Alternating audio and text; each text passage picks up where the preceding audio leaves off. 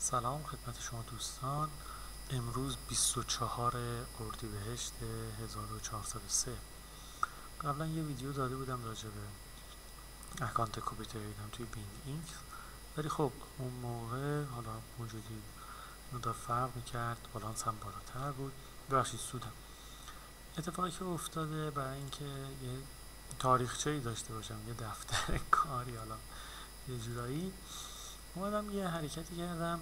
این با تغییراتی که دادم، این سود تجمعی ما کامیولیتیو پی ان ال ما تقریبا به صفر رسوندم. صبح تقریبا صفر بود، متاسفانه سر یه چیزی یه پوزیشنی باز کردم $1، حالا نزدیک به صفر. از 24 اردیبهشت شروع میکنم با اکانتی که تقریبا صفره و 14 نفر کپی، 17% 30 روز هم مهم نیستش. اینا فقط رو میخوام برای آیندن داشته باشن. این عملکرد 180 روز هم مهم نیست. این رو بگم، اکانت من منفی 220 همچین عددهایی بود. با این استراتژی که اخیرا استفاده میکنم که دوش هم مثبت داره هم منفی داره، هم یعنی سود میکنم هم ضرر میکنم، که حالا نمیاره هم آورد. این سودای 10% داشتم، ضررهای 4-5% هم داشتم. میخوام این رو ثبت کنم. سعی میکنم ماهی یه بار، در حالت حداقلیش، در حالت بهترش 2 هفته یه بار یه همچین ویدیویی که بررسی به اکانت خودم، عملکرد خودم، نقد خودم داشته باشم ثبت بکنم. توی بینگ ایکس در حال حاضر یه پوزیشن باز دارم این پایین، اینجا که میبینید، و روی اون پوزیشنی که الان هست با $37 وارد شدم. پوزیشن بعدی من مشخص کردم. من چون DCA میکنم توی پله های مختلف، مثلا استراتژی DCA خیلی ساده، میتونید خودتون سرچ کنید ببینید چیه، نخواستین از رو منم کپی کنید خودتون انجام بدید. روی پله های مختلف وارد میشم. اوکی، لک پرایس شد.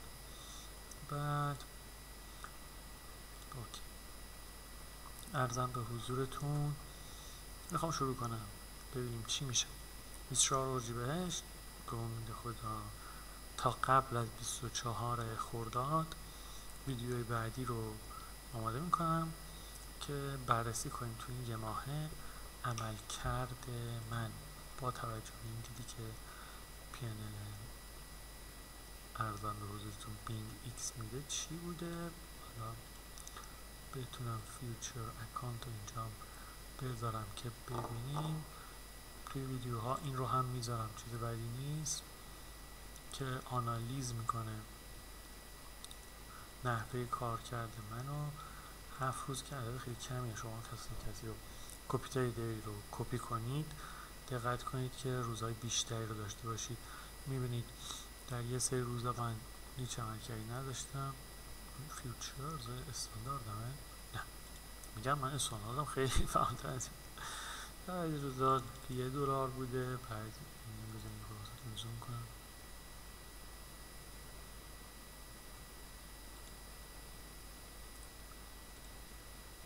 در بعضی روزا $1 بوده، بعضی روزا $7 بوده، بعضی روزا $13، بعضی روزا هم منفی داشتم، مثلا منفی $12. تودای حالا میگه 1% $3 سود کردم، 7 روز 22 تا، 30 روز 91. اصلا این عدد مهم نیست، مهم طول زمان و بلند مدته که یک کسی چه میکنه. اکانت هم که اینجا نشون میداد که میخواستم ببندمش، درصدارم متاسفانه میگرفت.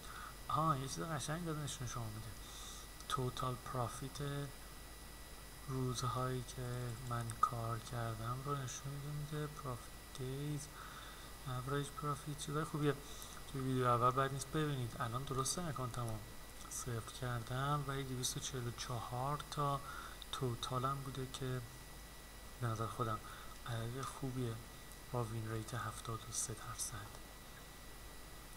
امیدوارم اگر دوست داشتین منو توی بینگ ایکس فالو کنین و از روم کپی ترید کنین، میرین توی کپی ترید بینگ ایکس، اینجا تو قسمت سرچ زنید آیزار 62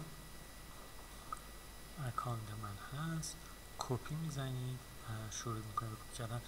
یه نکته بگم، من درسته برای هر پوزیشن $37 گذاشتم، اما اکانت اصلی من 10 برابر اینه، یعنی به اندازه 10 پوزیشن، حداقل 10 پوزیشن پول تو اکانتم هست برای اینکه پوزیشن بیشتری باز کنم.